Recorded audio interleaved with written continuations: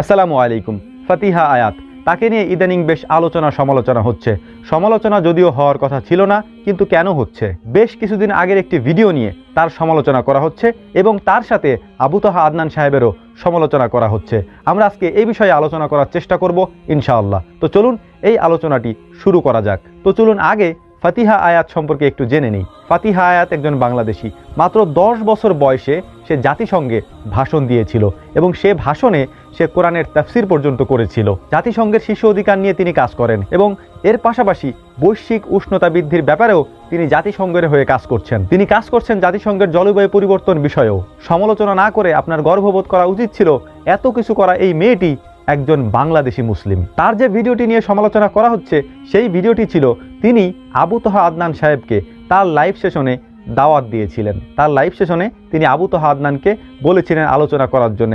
আবু তাহা আদনানও তার সম্পর্কে হয়তো অতটা না জেনে, তার বয়স সম্পর্কে না জেনে সেই আলোচনায় বা সেই লাইভ সেশনে অংশগ্রহণ করেছিলেন এবং বর্তমান বিশ্ব এবং বর্তমান সময়ের যে পরিস্থিতি আছে সে বিষয় নিয়ে তারা আলোচনা করছিলেন। এবং এই বিষয়টি যখন সোশ্যাল মিডিয়াতে ভাইরাল হওয়ার পর বাংলাদেশের কিছু আলেম ওলামারা এই বিষয় নিয়ে সমালোচনা করেন যে আবু তাহা আদনান এটি কেন করলো এবং তার প্রতি বেশ বিদ্বেষমূলক কথা তারা বলল।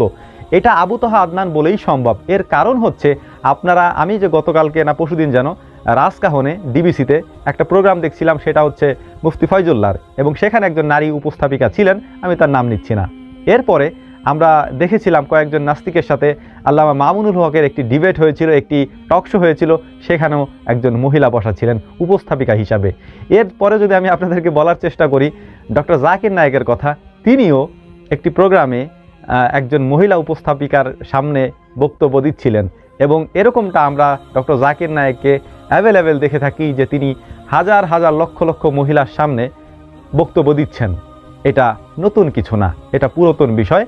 কিন্তু যখন আল্লামা মামুনুল হক মুফতি ফয়জুল্লাহর ব্যাপারে আপনি চোখ বন্ধ করে থাকেন তখন আসলে ব্যাপারটা খারাপ লাগে, কারণ আপনাকে আমরাও ভালোবাসি। তো আল্লাহ তাআলা এই বিষয়গুলো আমাদেরকে বোঝার তৌফিক দান করুন, কারণ আমি নিজেদের ব্যাপারে চোখ বন্ধ করে রাখবো, অন্যটার ব্যাপারে চোখ খুলে আমি সমালোচনা করব, এটা মনে হয় ঠিক না।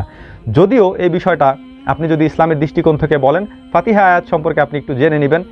মাত্র 10 বছর বয়সে কোরআনের তাফসির করা, এরকমভাবে ইসলামের বাণীকে মানুষের কাছে পৌঁছে দেওয়া এবং বহির্বিশ্বে সেটা করা, এটা আসলে খুব কঠিন একটা ব্যাপার।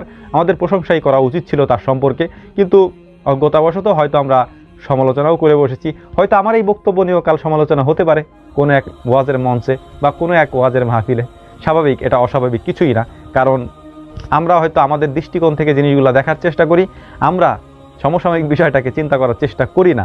চেষ্টা করা উচিত আসলেই। আমরা যারা পড়াশোনা করি বা একটু গবেষণা করার চেষ্টা করি তাদের এই বিষয়ে জানা থাকা উচিত, কারণ এখন বর্তমান বিশ্বে এই বিষয়গুলি দিবালোকের ন্যায় স্পষ্ট হয়ে গেছে। কারণ এখন ইসলাম যেহেতু মানাই যাচ্ছে না, সেখানে যখন একটু করে কেউ মানার চেষ্টা করছে আমরা তাদেরকে অ্যাপ্রিশিয়েট করার চেষ্টা করি। আশা করি আমার কথাগুলি বুঝতে পেরেছেন। আল্লাহ তাআলা এগুলো আমাদেরকে বোঝার তৌফিক দান করুন।